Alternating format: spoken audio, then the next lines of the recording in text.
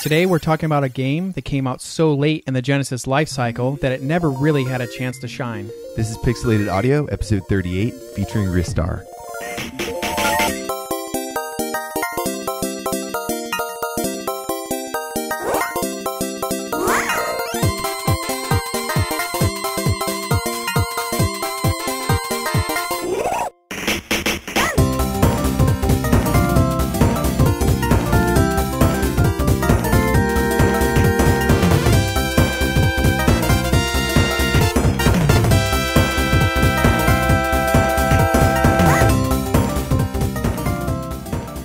Welcome back to another episode of the bi-weekly video game music and retro gaming podcast, Pixelated Audio.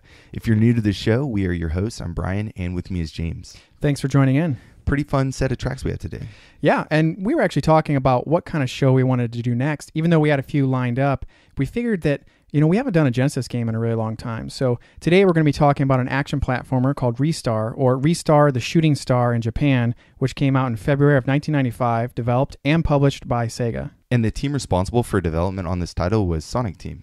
Yeah, it was Sonic Team and another team at Sega that did the Sega game to Shokan titles for the MegaNet, which was that subscription service in Japan for downloading games through a modem attachment. Right, that was the predecessor to the Sega channel, which we all remember fondly and loved. Anyway, the track that brought us in was Pray, Pray, Play, which is the opening theme for Ristar, composed by Tomoko Sasaki. It's a really fun poppy track. Like it starts off kind of slow and has this kind of like pop techno kind of beat. I like that. It's fun. It's a fun track. Yeah, I mean it had all the sounds that I love for the Genesis and for those like 90s mascot style games, like Sonic and stuff like that. Like it was fun and it went really well with the opening and the whole space vibe and I just love how there's like the beginning part that's kind of like, oh, what's going on? And I feel like I'm out in space, and then it just kicks up and then just takes off with that great Genesis synth. And this title screen too always gets me because I'm a sucker for the mascot like on the screen. So like Sonic the Hedgehog, his title screen, he's sitting there shaking his finger, doing his thing. This is very, very similar. Yeah. And we'll get into the similarities later too, but Ristar, he's just standing there and he's kind of like tapping his feet and doing his thing, and this music plays, and I'm a sucker for that. I'm like, oh yeah, like little animated title screens. Which the Genesis was great for doing. They had a lot of really cool title screens. Yeah, it was a fun track, and I'm glad that we started off with this because it just pumps you up for the rest of the stuff coming.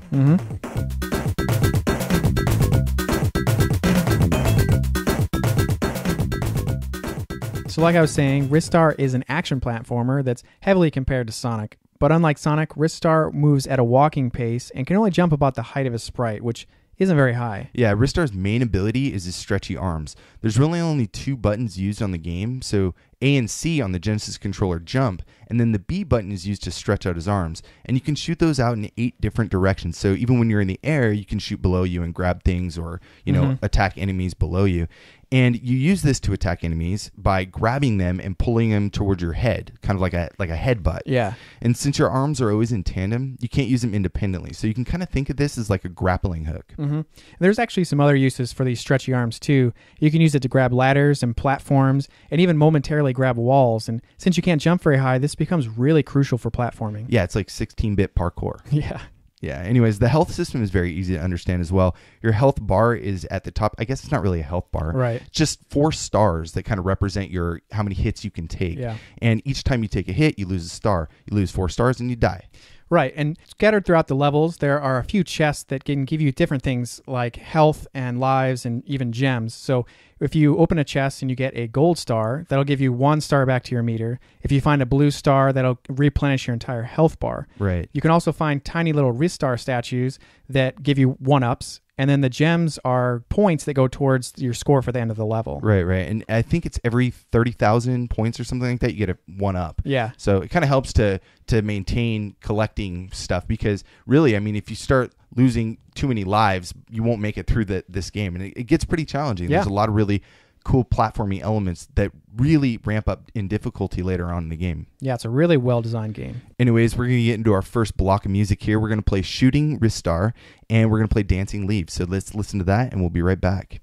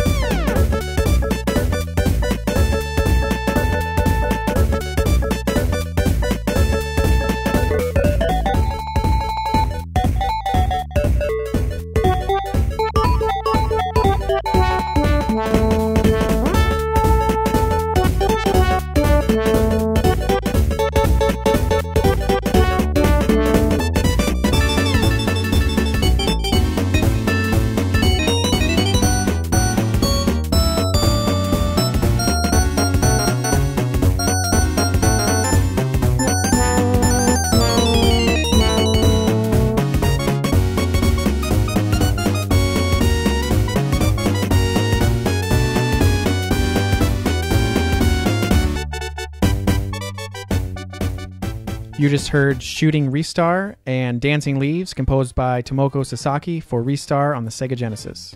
Super fun tracks. I love these so much. These are like the first intro to the game where you just get to start playing and get to a feel for the movement and the controls, and having this really cheerful, kind of peppy, rich sounding track. It's just really fun, and I think it's perfect for this game.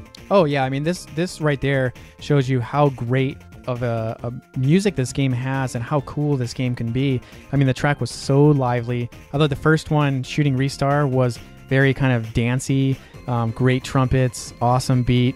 I mean, and then that scaling kind of trumpet towards the end, right towards the end of the track, was like, oh my god, that's so cool. Yeah, it has its own little solo at the end there. That's pretty rad. I like the bass line of this track a lot too. And there's I don't know, to me it has this really Caribbean feel. Yeah. It's like a lot more, dare I say, Sonic like sounds, but it definitely is a lot more mellow. It's a lot more slowed down, and I think it's where Sonic you get a lot of this kick snare, like really really fast drum beat throughout all the tracks. This takes a more mellow approach. It's a lot more just like this kind of swing vibe. Yeah, and like we were mentioning, Ristar moves a lot slower than Sonic. I mean, no one really moves as fast as Sonic. So you would expect that, we don't need that fast, intense music. And Ristar, he's kind of like this smiley little guy. And the game just makes you feel happy. And this music just makes me smile. Like, I couldn't help but, just kind of like start dancing along to that first track. The Shooting Ristar is just so good. Right, and all the little like sprites on the screen kind of dance with the music. It's kind of fun. Yeah, the next track I liked a lot too. The Dancing Leaves, the steel drum in there. Yeah, just wild. That one was very Caribbean, I thought. Yeah. Definitely sticks with that tropical feeling. Yeah, and one thing I noticed too for this track was that each kind of section of the song, it loops, but it loops like just enough. It doesn't loop too much to where you're like, okay, is this what the whole song is going to be? It does like maybe like 2 little loops and then moves on to another section of the song, which I thought was great because you kind of get to hear a sound that you might like, and then you get to hear it again a little bit, and then it kind of moves on and the song kind of grows. So I really liked that. I thought it was a really good sense of pace for this track. Yeah, it's a good mix. It doesn't get too repetitive and make you sick of it. And these levels aren't very long. And this first level is called Planet Flora. It's broken into a few different stages. So I think each level in the game has 2 stages. Yeah, something like that. 2 little like zones type. Right, and which... Yeah, it's very Sonic-like. The little title for each section or zone is so much like Sonic. Like, it has like the little kind of like jaggy designs and stuff like that, like a Sonic, with like the little stars and little sawtooth type stuff. And immediately, as soon as I saw that, I was like, oh man, that's so Sonic. But it's made by Sonic Team, and it's very much a 90s mascot game. So. Right. And so this level is very cheerful, very bright, rich colors. It's got a very kind of tropical feel. Yeah. And kind of very exotic. It matches the music very well too. I think that what I like about this is it kind of reminds me of the Green Hill Zone in Sonic. It's very bright and happy looking. It looks very like organic feeling. I think to start you off, and this kind of level is good because it really gets you pumped to enjoy this fun platformer that looks all happy and nice right now, but there's obviously more to come. Yeah, I mean, like most games, the further along in the game you get, the darker and more dangerous it feels. So this, like you said, this first level is very fun, great start. It really does show you a lot of different ways to use the stretchy arm and the mechanics, and gives you a good sense of safety, kind of moving around and feeling safe, but then there's still enough enemies to kind of start to hone in some of those skills. Right. It's not overly cluttered with enemies, and there's a lot of those, like you were saying, platforming elements that you can use to kind of explore how the character moves and how, his jump height is, and, how to, damage enemies or, whatnot, how to just climb or traverse around. And I think that a level like this that isn't too overly cluttered really kind of helps a first-time player kind of adapt to that style.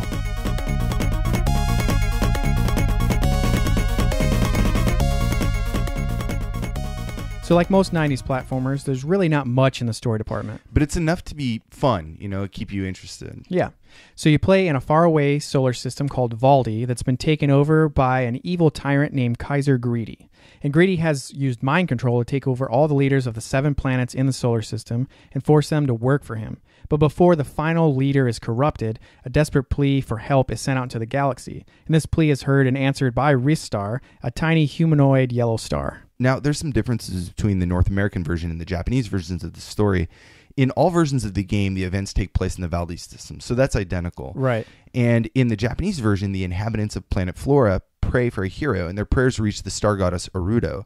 She awakens one of her children, being Ristar, to go help the innocent people. And, he's got to go stop Greedy and the brainwashed leaders. And that's the same as the North American version as well. Yeah, and also in the English version, the star goddess is omitted altogether. Instead, Ristar has a father figure, the legendary hero, who apparently is a shooting star that protects the Valdi system. So in this story version, the legendary hero gets kidnapped by Greedy, and it's up to Ristar to rescue his father as well as save the leaders. Right. And the Japanese version of the game ends with Greedy and a few of his minions stranded on a desert planet. The ending of the American version shows Ristar being reunited with his father once again. It's kind of weird because at the end, it just shows him like kind of reaching. Yeah, there's like these giant arms that you can see that are just like Ristar's, except for just a lot bigger. It was a little creepy. Yeah. I asked you about that. I was like, hey, do you remember this part? And you're like, yeah, it's his dad. Well, you beat the game before I did, and you said, well, when you finally beat it, there's some questions about the story I want to ask you. And the first thing I texted you as soon as I beat it was, are you going to ask about the father at the end? Yeah, because I must have missed that. Because, I played this game growing up. And I always kind of skipped over that first part and didn't watch. Maybe I just didn't remember the details there. But at the end of the game, this is my first time beating it, actually. The end of the game, you see these giant arms reaching down. I'm like, what is this? This is creepy. But it's like that father figure kind of thing. Yeah, I mean, once I heard about the Japanese version of the story, I liked it so much better. It made so much more sense. It felt weird, like if his father was this legendary hero and his father was kidnapped, I felt like they would have made a bigger deal about it, and where it was just like a very quick little mention. Right. And I do remember hearing that it was, or I do remember when I beat the game thinking that the story was something like the hero's son was awoken, and so I thought maybe the hero was like old and he was like not able to do it anymore, so then a new hero was born, but I couldn't quite remember. I guess that's not even quite the story either. Yeah. So. Anyways, we're going to get into our next track. This is from round 2, and it's called Splashdown.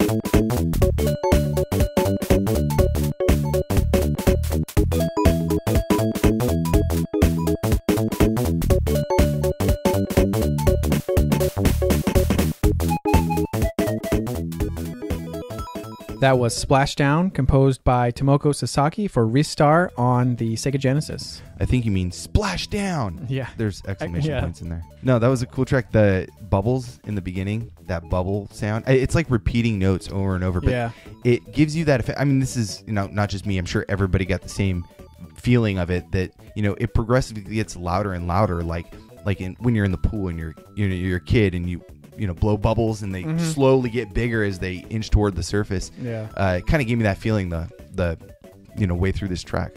Yeah, I mean, like the title suggests, Splashdown, that this is a water level, and it's a very cool water level. I mean, and the music is very water level like to me. I mean, I love those hi-hats. That's not necessarily water level like, but that's just one of the first things I really like, the hi-hats that you hear in it. Those scaling notes feel very much like bubbles to me. Yeah. Which I thought was very cool. And there's also this like echoed sound. I think they do that. You see that in like Donkey Kong. You see it in Sonic. You see it in even Mario. A lot of that kind of echoey, underwater vibe, and it pulls it off. I mean, she does a good job at getting that feeling across. This is a fun level, though. Yeah. And I gotta say, unlike Sonic, unlike all games, I despise water levels, and this is almost as much as ice levels. Exactly. No, ice levels still are the worst. Yeah. And this level is actually really fun. In this game, underwater levels are fun. They're actually really well designed. You have a lot of movement. Yeah, I mean, it's a great little like maze type level, and you don't have to worry about breathing or hitting bubbles or drowning or anything like that. And Ristar, he just moves really well underwater. His mechanics, his grappling arms thing works really great underwater as well. Right, and there's even like the jump button in the game. It's used in this situation to kind of swim fast. Yeah, you can kind of dart in certain directions. But it's really cool. I mean, it looks cool. It's like you're in this underwater cave, and there's like starfish and nautilus and I guess seahorses that are attacking you and stuff. It's pretty fun. I mean, it's very aquatic ruin feel, kind of like Sonic. And one of the things that I initially just absolutely loved about this is when you first get in the water, it's bright and sunny, and the further down you go, the darker things get. Like the actual lighting of the game changes to get darker and darker. And I thought, wow, that is so cool. Like as he's getting deeper, there's less light getting to the bottom, and I thought that was just really awesome. It was a great little touch. Yeah, in this level, in all the levels actually, there's a lot of little puzzle elements to the platforming aspects, and especially this one, I remember it being a little bit challenging because you have to. There's this section it's like gated off, and you know where you have to go, but you're not quite sure how to open the gate, and you kind of have to look around the level, and there's like certain, I want to say like starfish stuck on the wall, or these kind of emblem looking things. I thought of them as kind of like almost like a Mayan like mask, like a stone tablet or something. But... And they're shooting out bad guys at you, and so you're thinking to yourself, okay, I got to kill these bad guys. We actually just have to kill that mask thing, and then the gate opens up. But they're kind of in weird spots, so you don't necessarily always have like the perfect view of them. You have to kind of go search around for them. So I thought that was pretty rad. And sometimes the water level will actually be low and you can't get to them yet, so you have to wait for the water level to rise up, and then you can see so it's kind of has a little bit of an auto scroller feel to it, and you kind of got to take out bad guys as you get to them, which is really fun. I mean, the music was so great in this song, or this level. The look of the game, the lighting change, the swimming, it was just so fun. This was really one of my favorite levels in the game. Yeah, it's weird to say that because it's a water level, but if you want to play this game, you won't be put off, I think, by any of the levels, really. I mean, they're all pretty unique, and they all have their own cool touches, and the platforming doesn't change no matter what the environment. Now, there is some ice stuff we'll get into later, which is kind of a pain in that, but it's still a good. It's not as bad as other ice levels. Right. Anyways, we got another block to play. Do you want to read that off? Yeah, so we're going to play Busy Flare and Under Magma. So we'll play those and be right back.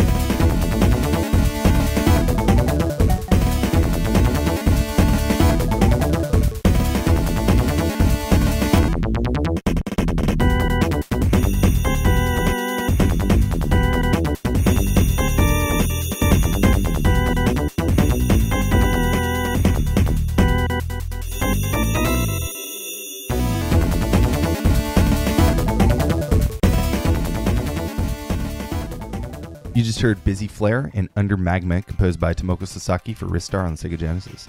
I really like this block. It starts to get a little bit more menacing, and it has a lot higher tempo, which I really liked a lot. It's built up a lot since those first few tracks that we played, and I really like the wah wah wah in the beginning there of that first track, the Busy Flare. Yeah. I thought that was cool because it gives you this sense of like heat.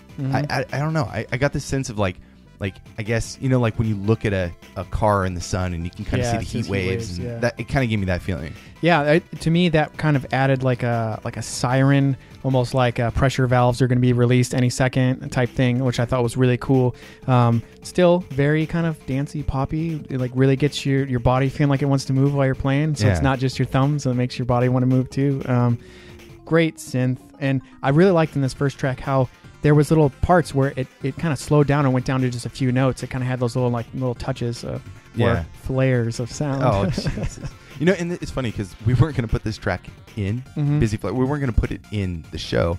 And, we kind of listened to it again. We're like, man, this really should go in there. It's kind of a rad track, So, yeah, I thought that it was cool. Under Magma, the second one. These are both the first and second round of level 3. Yeah. And so this is the later half.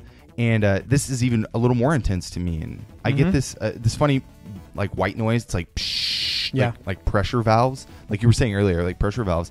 And I wrote down like one thing I noticed is that it starts the panning is really interesting. So it starts in the right channel, and then it goes to the center, and you hear it in both ears, and then it goes to the left channel, and you hear it only on the left. So it's like it's moving, and it's like you're turning your head looking at a pressure valve. It's really cool, and then it goes back to the center. Yeah, and I thought that kind of panning and moving around and then returning was an interesting element. I thought that she made good use of the stereo sound in the Genesis. I mean, really, you see a lot of times with panning, and panning is really cool, but you see them just kind of go left to the right and then either back and then maybe not even back. So to see them go like a slower progression of left, center, right, then back to center, stuff like that, I think is really cool because it kind of adds to that panning effect where your ear kind of gets a chance to adjust with the noise and it actually follow it. Whereas a lot of times panning can just kind of like make your ears feel like they're going crazy. You don't know what's going on. So yeah, she has good control of the Sega Genesis hardware, and these tracks are really deep and they're really rich. Yeah, there's a lot more going on to just the Sega Genesis than the 6 FM synth channels. She's also making use of the PSG, and I think that just adds so much more complexity to these tracks. And every one of them, sometimes there's some, I don't know, to me there's a few different areas where I'm like, okay, this channel probably doesn't need to be in there. It's a little bit noisy, and the track would be good on its own. But there's a lot of times where I think, wow, there's so much richness in the whole track when it's put together. Right. And if you really do leave something out, you're missing a section, even with all the crunchiness. I mean, that's part of the Genesis sweet spot, I guess. It does have that kind of crunchy, grindy little. When you hear a song, you can definitely think Genesis. And I think that's one thing that's great about Ristar is that like you said, it came out so late in the system that it didn't really get a chance to be appreciated. But the ones that saw that this is almost like a portfolio piece for the Genesis to show kind of like this is how we're going to go out, like on a game that has great graphics, great mechanics, amazing sound, and it's just really fun, well-rounded game. Right. This level, man, this was a challenging one. Yeah, Planet Scorch. Yeah, I think this is where the save state started kicking in. Yeah. Yeah, it was it's hard because like there's different, like right when you start out, there's meteors and rocks, like I guess magma or something falling down on you. Yeah, you got to get instantly moving. Yeah, right away. As soon as you come into the level, it's like, oh, I got to move. So it was like you start taking damage, and they fall in like randomly, a random pattern. So so it's really hard to time out. There's this one part in this level too that the lava, I guess lava, it kind of rises up like the water level. It's like changes thing, and you have to kind of monkey bar your way across like the areas, but like you have a very short distance to run before you can get to the next area before that lava comes back up. And it was so challenging. I thought like, wow, this is such a cool aspect. I wish more games did this kind of fun, like time racy kind of skill based platforming. Right. And I mean, with those stretchy arms, it's not just jumping. So like, in other games where it's just pretty much if you can jump well, like this, you have to use the arms in a very quick and precise way to, if you want to shoot them out at an angle, it's, sometimes you don't do that and you end up screwing up, or it can end up setting it up to make it harder and harder. And so you got to move and use a lot of buttons in tandem, because jump is a button on its own, where shooting the arms out is the only way to grapple onto something. Right. So like jumping and hitting a pole, he just like hits the pole and slides down if you don't hit the grapple button. So you're using a lot of these two buttons in combination to move very rapidly, which is really fun. Yeah, it kind of gives me this Indiana Jones vibe, right? Yeah. Because let's say you're doing the monkey bars thing and you shoot your arms out at an upwards angle, and you kind of fling yourself, you kind of swing over to the next, and you let go, and then you shoot your arms out again. You kind of create this. You're swinging from like a whip kind of thing, like different, Tarzan kind of thing. It was rad. I thought that was a super cool thing. It's very forgiving when you're in the air, as far as you can shoot your arms out and then you can immediately shoot them out right afterwards. It's not like this, animated waiting time. You can shoot them out right away. So it's very successive, and I like that. Well, in this level especially really started to kind of move you in a direction where you had to get a good feel for how to grapple and stuff like that, because like you said, in the levels where you're kind of moving at the pace of the level, you can kind of start to fall behind if you're kind of jumping and getting too close to the thing you're going to grapple, because you can reach out pretty far and then he's going to zip forward faster. So those are clever little ways to lose little fractions of a second in a level that could put you towards the end like a little bit behind. Yeah. Anyways, let's go ahead and talk about the composer a little bit. She's done a fantastic job on this soundtrack and a very interesting person.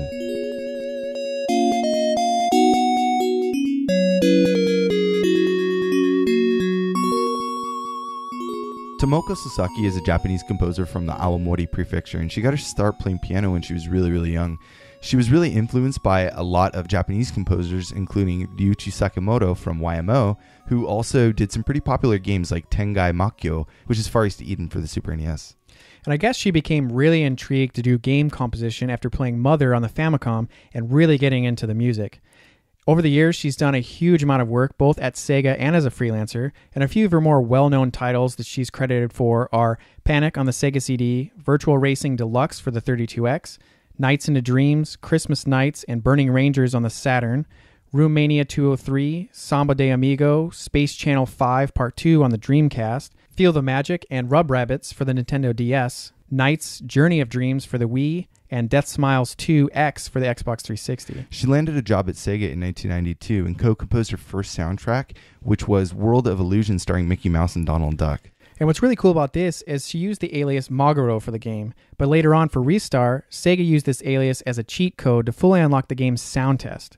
And the sound test also added a filter to the audio called Onchi mode. I think another fascinating thing about Sasaki-san is she's very multi-talented. Not only has she done all of this game composition, but she's also done lyrics and voice work. And I have a clip that I want to play real quick from the Sonic Team jingle from the mid-90s. Sonic Team.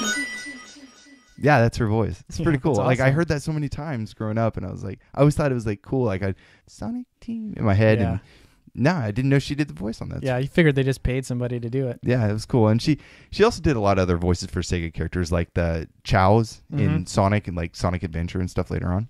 Yeah, and she ended up leaving Sega around 2008 after doing Nights, Journey of Dreams for the Wii, but still kept up the affiliation with Sega's audio team known as Wavemaster. There's also two more composers credited for this game. There's Naofumi Hataya and Masafumi Ogata, and we don't have any stuff to play from them, but it's mostly like little jingles. They did a few tracks in there, but there's not really a whole lot. I think they may have just lent some help. Maybe they were strapped for time and they just needed a few extra tracks, but we'll save talking about them for another show. Yeah. So let's move on to our next track, Do Dee Da for Ristar, and we'll be right back.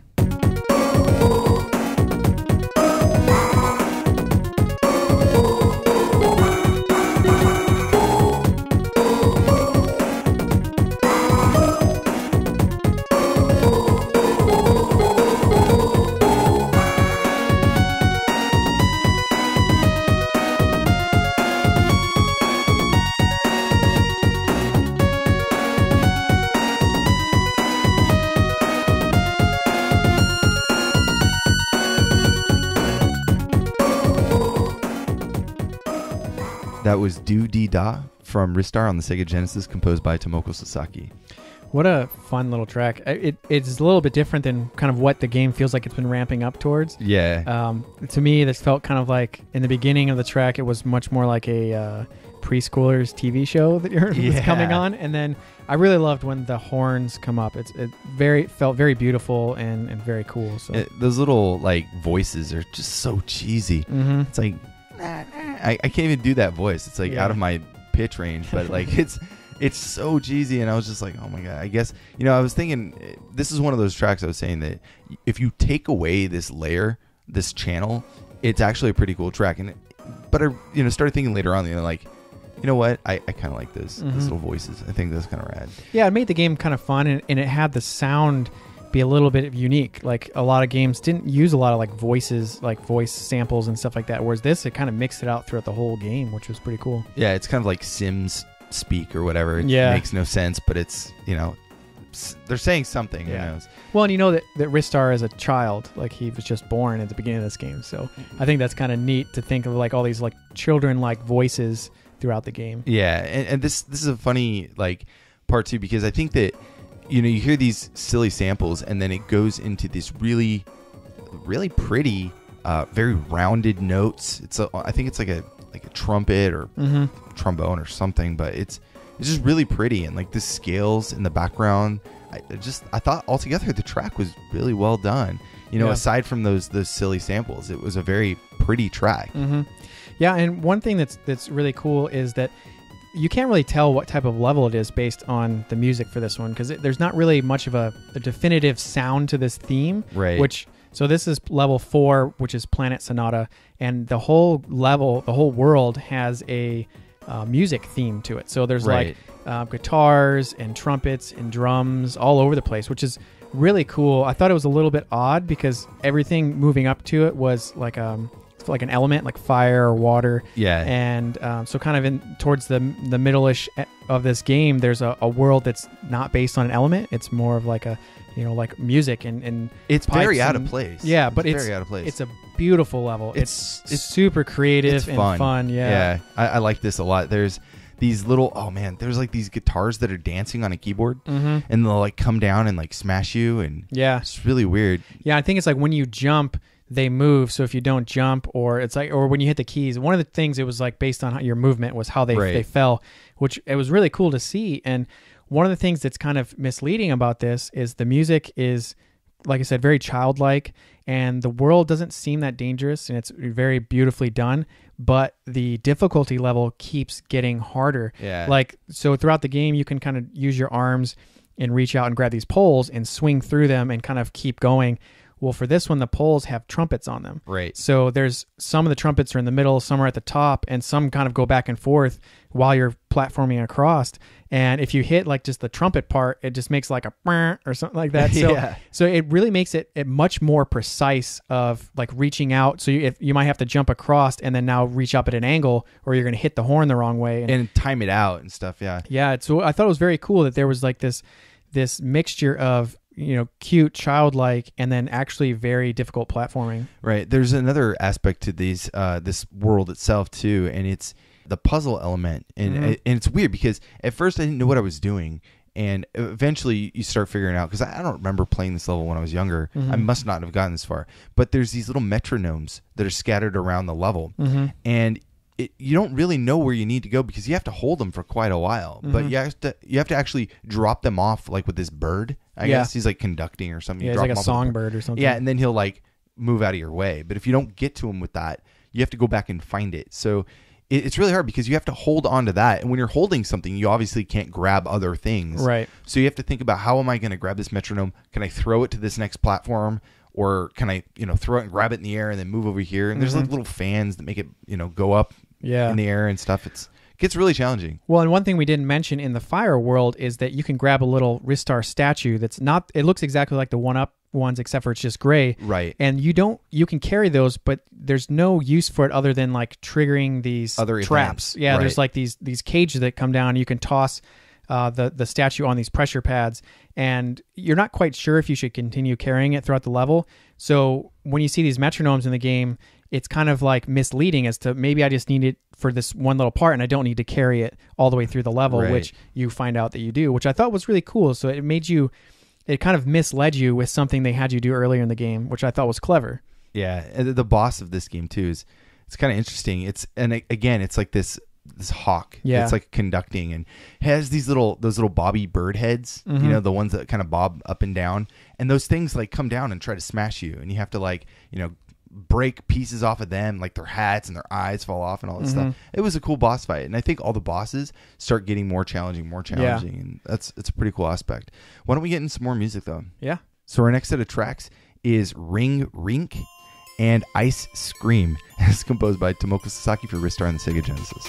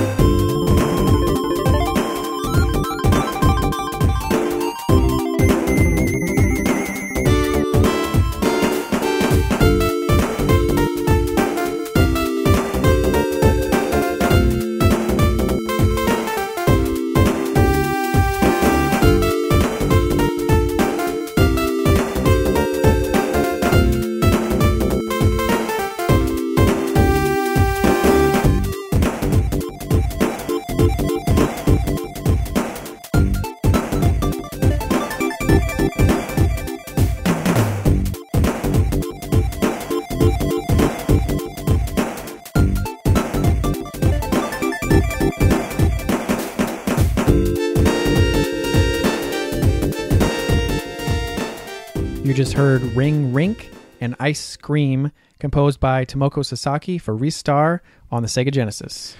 Man, those are hard names to say, dude. Yeah, they had a lot of fun with those titles. Yeah, I don't think... if you guys couldn't tell what I said when I was bringing the track in, it's because I can't pronounce that. Yeah. It's just too hard. They're too close together. Yeah, too close. Anyways, those are probably some of the best tracks in the game. Oh, yeah. So good. I mean, there's so much going on. There's so many little nuances and details. You really... You can't pick up just if you're not concentrating on it. Mm-hmm. You know, when you're playing the game, it's... You know, I don't remember it being this deep and this rich. Yeah. And then, you know, me and you now listening to it, I'm just like, man, these are really good. Yeah. And so just watching you too, just like... Yeah, I mean, I was just telling you that maybe one of the reasons why, in case you couldn't tell by the titles, this is an ice world, but I was just telling you maybe one of the reasons why this wasn't such an annoying ice world is that the music was just so good. Yeah, and ice levels always kind of suck, you know, sliding around and stuff, but no, the music was super chill. Yeah. I can say that. I mean, it was a super mellow track and kind of fits. It has the little twinkling ice feel to it. A little bit, yeah. Especially in the beginning. Echoes and stuff, yeah. But at the same time, you know, like, if you heard this out of context, it's still a rad track. Yeah. I mean, to me, listening to it outside of outside of playing the game, it really reminded me even of like a David Wise Donkey Kong track. Like, it's so good, it's so complex. It doesn't necessarily have like hitting you over the head with this ice sound to it. It just kind of like goes off into this just really great song, right? And it's just a really great example of, you know, late in the Genesis, what it could really do. Like, after people had spent years figuring out how to push it, like, I think that this was an amazing track. Right. I like the bridge, and then how it comes in with like, I guess like a flute or an ocarina or something. It starts playing at the end. It's so cool. And the second track too, it feels like it's a continuation of, I mean, yeah, okay, so this is round 5-1 and 5-2, so they're back to back, but this track does kind of feel like it's kind of like its sister track. It's meant to be together. It keeps some of the same elements, the same themes as the first one, and does it in a new way. There's a new melody and a new, you know, bridge, and I think that it still is an amazing track. It's cool. Yeah, I mean, we've seen a lot of games that have the option of either making both tracks feel very similar or kind of making them deviate, and I usually tend to prefer them being similar but different. Yeah. I agree. I think this track is similar enough to the first one that they feel like they go together. The beginning of it just screamed Sonic to me. Like, it ice screamed Sonic. Yeah, ice screamed Sonic. Oh. But I mean, this track is very smooth, which also kind of made me feel like a little bit of Sonic. But I love the really soft like synth sounds in the background, and the kind of those bubbly scales, because one thing that's great is in this level is the return of some swimming. So you get to swim in some freezing water, which so you get to do a little bit more swimming, which was great. But I mean, the echoes too kind of lend itself to the swimming parts of it, but also was just a great addition to the song. And you're in this weird ice palace cave. This level is actually called Planet Freon. It's basically an ice planet, but it, just like the water levels, like you were saying, it's not overly annoying. Now there are some parts where you're sliding around. It's totally uncontrollable what you can do, and that kind of sucks. But the platforming elements that are retained throughout this game are present here, and being able to traverse with just like your arms and monkey around, you know, like certain areas and avoid sliding is pretty fun. It makes it an enjoyable level to play. Yeah, and I think one of the things with ice levels for me is that they usually just seem to make simple platforming really, really difficult. And I didn't find that I had too much trouble in this level. There wasn't a lot of like falling into areas that I was before and then trying to do it over and over. So that really didn't hit to be very annoying to me. So I think that's why I really like this as a level. The sliding was a fun new mechanic, and they didn't make it too difficult, or the platforming wasn't too ridiculous. In all of the levels and throughout the whole game, there's so many different fun little things that they throw in, like tiny little features, I guess. Like there's this one part in this level, and I can't forget it. And it's basically, there's these, like, I guess they're fish swimming up like a waterfall, like swimming upstream.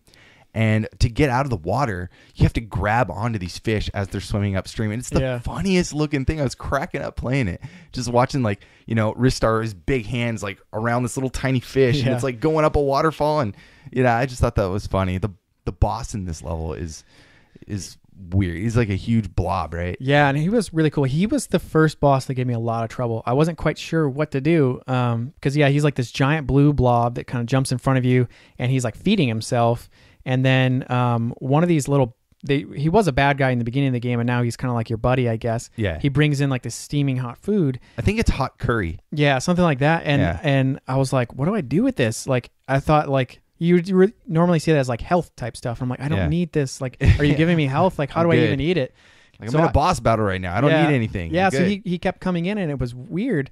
So then, I mean, you eventually find out that you got to toss the food in his mouth, and it hurts him, but it's not easy. Like, he doesn't open his mouth a lot, and so it's really a lot of timing, and it was a fun battle once you figure out what to do. Yeah, I thought it was really cool. There's something I think, so we're talking about the music, and it's really complex, and there's so much going on. And we've talked about the sound chip of the Sega Genesis multiple times before. Yeah. The YM2612. So you got these 6 channels of FM synth, what I think is really unique is the way that Sasaki uses the PSG. You have 4 extra channels of sound to use, and she does so many interesting things with it. And I think this is where it really relates to a Sonic title, because they use the same sound engine, the same sound driver in Sonic games that they use for Ristar. And I think that she had so much command over it, she was able to do some pretty wild stuff. And the PSG chip is the same that's used in like the Master System. So it's like 2 sound chips, like 2 different, console sound chips packed together, and you're able to create something very, very rich. So I have a little, not really a clip, I'm basically going to take away the channel. So let's play this, and we'll talk about it in a sec. Okay, so this is the first track of the game. This is that first level that we played earlier. I'm going to go ahead and fade out the... And this is just the PSG now by itself. So you can see how like complex it is. Yeah, like this is added to the already used 6 channels. Yeah, and so this could be like a Game Boy track in its own, That's wild. She's doing a lot of cool stuff. This could have been by itself. Yeah, so it's really cool that she was able to use all of the hardware to its limits and able to do something really cool with it. Anyways, let's get into our next set of tracks. We're going to play Lock Up from round 6, and then the theme of Kaiser, Greedy Game.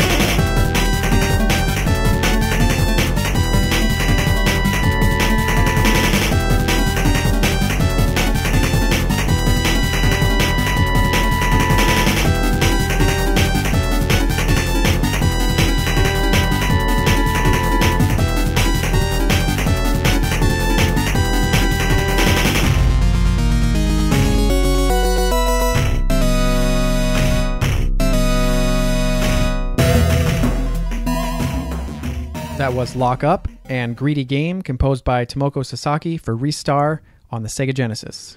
Man, there's a lot darker and menacing than any of the other tracks. This is where it really starts to kind of get serious, I think. And you can tell by the tone of the music, and it's just there's a lot of stuff. Like even the graphics themselves get a lot darker and a lot more, I guess, nitty gritty kind of, Yeah, because in the level for Lock Up, it's like it feels like a factory type thing, like a Planet Automation. Yeah, so it's very very dark. There's a lot more blacks and darker colors used in the palette, which really kind of, like you said, fits with the song. I thought it was very cool for that track. It has a lot of the classic like Genesis screechy synth sounds. Yeah. But they used it really well. Like sometimes we see games and songs that are just like, wow, that is terrible. I cannot, like, that's so hard to hear. I thought this was used in a really good way. It's still kind of offensive to your ear, but not in a bad way. Like the bass, it was funny because I was thinking to myself, I was like, man, what does that sound like? It's so like, I mean, it's FM synth bass. So when it gets really deep, it's going to have this really kind of like a zipper sound. And it sounds like basically like that, like a zipper inside of a bass drum. Is really like a dirty bass, but I liked that. I like that sound. Yeah, I mean, it was really great. It just added to the feeling of the level. It made it feel scarier and darker. Like you said, like you're getting closer to the end. Things are going to get harder. I really loved how heavy the drums were. It made it feel like machine parts moving around, kind of banging around, which I thought was very cool for this level. There's a lot of little hidden things in there, too, in the sound. It's like you hear like a little kind of like screeching noise, and it kind of fades over to the other side, pans over to the left, pans over the right, and kind of hides in the background. It adds to that complexity and this really kind of dark feel. Man, how about that Greedy Game track? Oh wow! Wow, isn't that rad? This is not how I remember it in playing it at all. Like I think I was just so zeroed in at this point. I was like, that you're in the last level. It's a frantic level anyway, And man, the track really starts out kind of slow, very menacing. It gave me this feeling of like a spider like creeping up on its prey, and then it just explodes. It goes into double time. Oh man, that was so crazy. So much going on, a lot of great sounds, and just super intense. And I just can't believe, if you were to look at the beginning and the end together, like the change in intensity and the tempo was just nuts. It's hard to see that it's the same composer doing the same game. It feels like two completely different games all together, and I like that. I thought this track was wild. Like, when I was listening to it earlier, I think I was listening to it in the car or something, and it was like, oh man, I like this track. Trying to think about different things that I was hearing, and hearing it again now with you, like especially with headphones and everything. It's like, wow, everything really comes out, and you can hear it in the way it was intended, and just what a good track. Yeah, I mean, and it's just great to see like these songs create such an emotional feeling. And it wasn't like nostalgia, like you said, you didn't get to this until recently. No. You and I both beat the game, so it was just like a week ago. I don't have like nostalgia for that, but it's just like it brings out this intense like panic. Like once it gets that double time, it reminded me of being in that final boss battle, and it was just so intense. Yeah, that was a fun battle too. Yeah, it was really good. I don't think it was so overly challenging that I wanted to rage quit or anything like that. It was just hard enough to where I had to try it a few times, but not too bad. Like I thought it was a fun boss.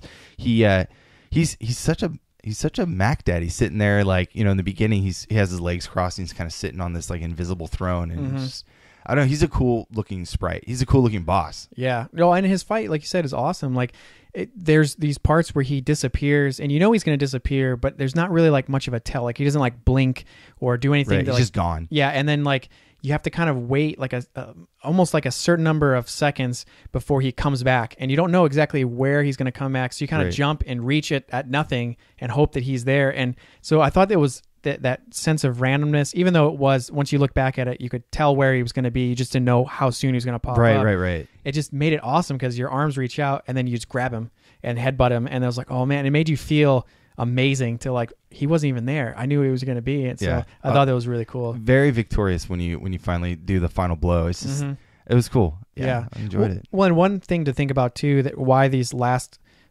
world could be so different is that we've gone through all the planets, and now we're in like his castle. So those were kind of like all of like the themes of the planets, like the ice and the fire and music. And now we're into his castle, which is like his zone. So I thought that was really cool to see that it got its own different kind of treatment. Right. So you said you were talking like we played all the music from all the levels. What we didn't play yet though is the bonus round music. So let's fire that up real quick. It's Formation Lap and Ready Go.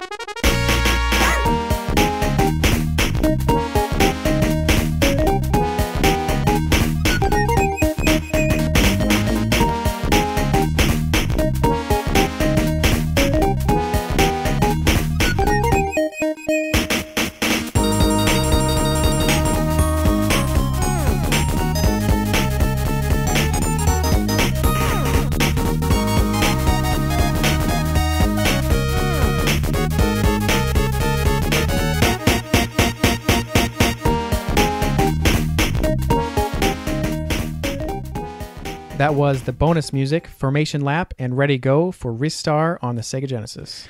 That first track is so cool, man. It's like just a few seconds long, really. I mean, there's an extra loop in there, but it's cool. It's chill. I like that. Yeah, it really, for me, was very Sonic. As soon as it popped up, I was like, whoa, this totally reminds me of Sonic. But, I mean, we've talked about Sonic and the connection with this game so much, but so it's not surprising. But, yeah, very cool for a very short track. Yeah, and the next track, too. I mean, it's cool. It's not meant to be very long because these bonus stages are only a minute long. They're meant to be quick. It's like a speed run kind of thing where you have to kind of get to the ending to collect like the emerald or the crystal or whatever.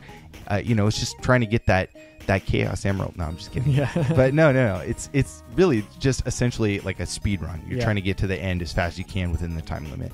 It's hard. I got to 2 of them, and that was it. I didn't get to any of them. I didn't know what was going on. So when I saw when we were doing research, I saw there's bonus stages.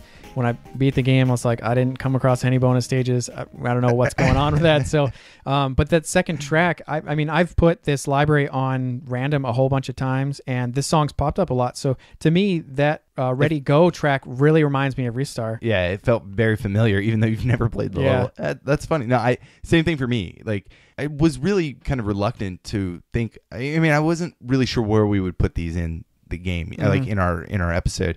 We were kind of talking about it. I was like, well, you know what? Like, we don't want to put them after a level or something. Let's put them in their own like little section and play them because it's, these are hard to come by, but in the game. But when you do, it's fun, and it's definitely a cool little thing thrown in. And I think that does make it very Sonic-like. It is trying to get one certain item, certain gem to collect for the end game. It doesn't really matter if you miss it. So. Yeah. Anyways, this game was also released on the Game Gear as well. Yeah, it's actually a pretty faithful port. A lot of people liked it. Yeah, I saw it had pretty high scores for its aggregate. Yeah, the screen is a little bit cropped in because that's what you get with the Game Gear resolution, but otherwise it looked pretty identical. Yeah. And this game also was re-released in 2002 as part of the Sega Mega Collection Plus for PlayStation 2, GameCube, and Xbox as an unlockable game. And this game featured 7 default Sonic games and several unlockable games. Along Ristar, you had Flicky, The Ooze, Comic Zone, and Blue Sphere. And it's interesting, in the GameCube version, to unlock Ristar, you had to play Sonic 3 and Knuckles, Knuckles in Sonic 2, Flicky, and Blue Sphere each 30 times. Just to unlock just to unlock the game. Jeez. Yeah. Did they even want people to play it? Like, I don't know if it meant beat the game or just turn it on and turn it off, turn it on, turn it off 30 times each, but that's still a lot. Yeah. I mean, if you didn't know that, you probably weren't playing this game.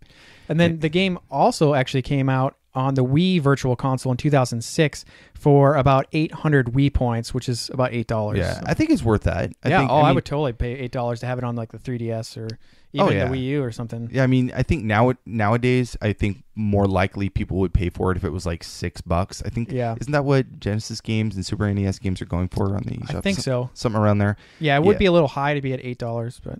Hey, like it's this a great was game. 2006, so I think the virtual console was new at that point. I mean, it was like Nintendo's first kind of leap, and they did a really great job. I mean, virtual console is awesome. It's amazing. Everything that comes out is, there's some sinkers on there, but I mean, it's a great way to not let games die. Yeah, and let new gamers experience them. If it may not be as attractive as something new coming out, but maybe they're father is like, oh man, I played that game, we got to download it. And, or say if they ever to make a sequel to Ristar and they just pop Ristar on the virtual console and people are like, oh, this game's coming out, I want to play the original, and I never got a chance on the Genesis. There you go. Another strong link to Sonic was the prototype design of Ristar named Feel, and the character had a striking resemblance to Sonic, being a yellow and black rabbit, and even had the same identical Sonic shoes. Yeah. So Ristar also performed cameos in a lot of other Sega games like Shenmue, where he's one of those little gachapon balls. Yeah, that's pretty cool. Yeah, I thought that was cool because I remembered him, and I was playing Shenmue with a friend. I remember we were playing it together when it came out because it was so mind-blowing, at the time we were playing, and he's like, what is that? I was like, it's Ristar, man. Come on. Don't you know? Yeah, and so, but yeah, no, so he does make a few other cameos in Sega Gaga and Sonic and Sega All-Star Racing. Yeah. So there's also some codes for this game too. The Maguro code, which is the only one you got to know. Yeah. It's unlocks the sound test, but there's like, ones to unlock certain levels. And there's like a boss rush mode. There's like invincibility. There's one code that does like the job of multiple codes. And then you have to have a code to turn them off. I mean, there's a ton of codes in this game, but look them up on GameFAQs. They're all listed there. Anyways, we're getting to our last track, and it's called Star Humming.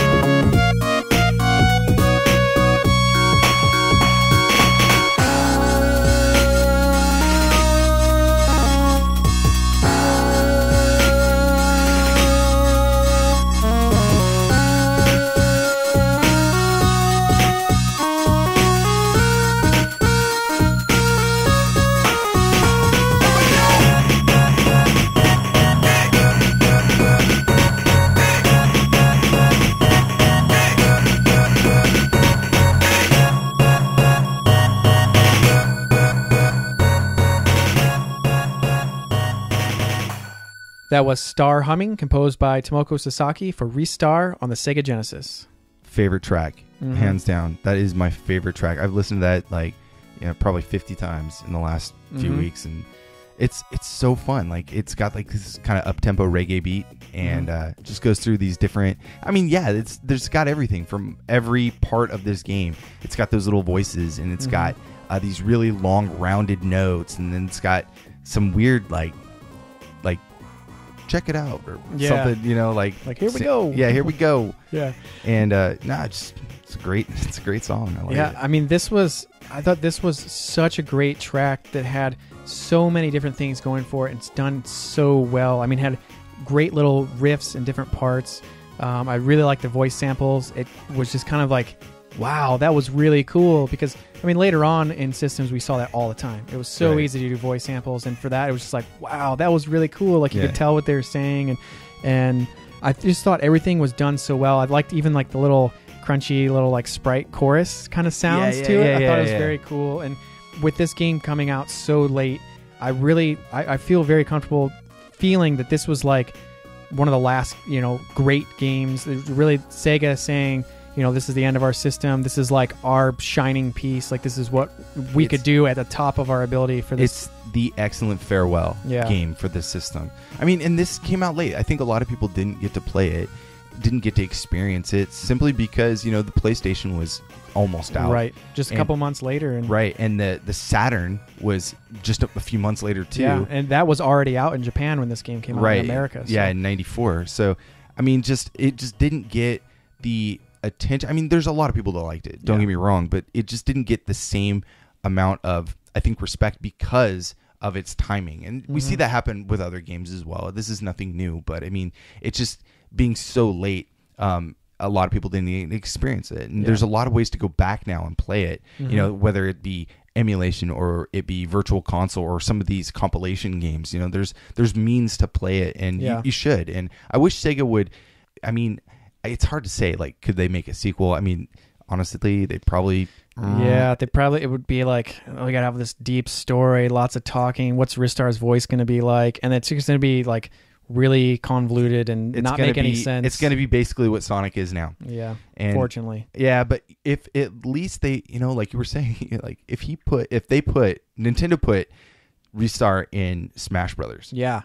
Oh man, he would be such a cool character. He would have a great variety of moves. I was even thinking like his up jump. You use it a lot to get to the ledges. Could just be like reaching up and grabbing someone, or doing the little star boost. I think it would just be such a cool little character that would, like some of these other ones that they've been adding in, it would not only create awareness of some of these characters that people might have missed, but for the people that enjoyed them, it would be really exciting. Like when they added Duck Hunt Dog, like that was so cool. Like it made you remember how great some of those games were. And I think Ristar is one that deserves something like that. Like they added Sonic, like let's see some more Sega and then characters. They would turn him into Amiibo, and we would have to buy that. Yeah. Oh, I totally would buy a Ristar Amiibo. Yeah, that'd be sick.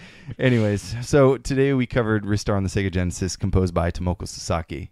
If you want to know more about the show, you can check us out online at pixelatedaudio.com for show notes and track lists. We can also be found on Facebook, Instagram, and Twitter at Pixelated Audio. Anyways, if you guys could leave some comments, we love reading those, and it's always important to hear what you guys have to say. And if there's any games you want to hear, definitely let us know. We're always looking for new stuff, and even though we have stuff lined up for future episodes, we definitely it's up to us. We can put in whatever we want. We can change it up. So like today, we decided to do Ristar, and we weren't planning on it, a week ago. So there's always room for adding new stuff in and finding new stuff. And we just love engaging with you guys, hearing what kind of games you guys like, but we just love getting comments of people saying, I love that game. A lot of people didn't know about it, and we've had people send in photos of them holding their copies of these games that are really rare or were missed, and it's just really fun for us. Yeah. Anyways, if you're new to the podcast, make sure you check out some of our past episodes. Man, what have we done? We've done a handful now. Oh yeah, we've covered a lot of big franchises like Mega Man, Turtles. But then we also have a lot of I Sent You Nicole, Out Foxies. I was just thinking that. I mean, a lot of games. We try to cover games that people may have missed, but then also have some that people the really Double loved. Dragon 2 episode, I had a blast recording that, and there's some amazing music in there. Go back and check that out. If you got 2 hours and you want to hear about pretty much every different iteration that Double Dragon came out on, then if you think you've known everything there is to know about Double Dragon music, listen, and there's got to be something that's going to surprise you, because there's a lot of good stuff. Anyways, the track taking us out, this is an OC remix track, and it's a really interesting one because it's done by the Southwestern College Afro-Cuban Jazz Ensemble. And I really like this track when I heard it, and I played it for you, and you were like, wow, that's rad, we got to have that in there.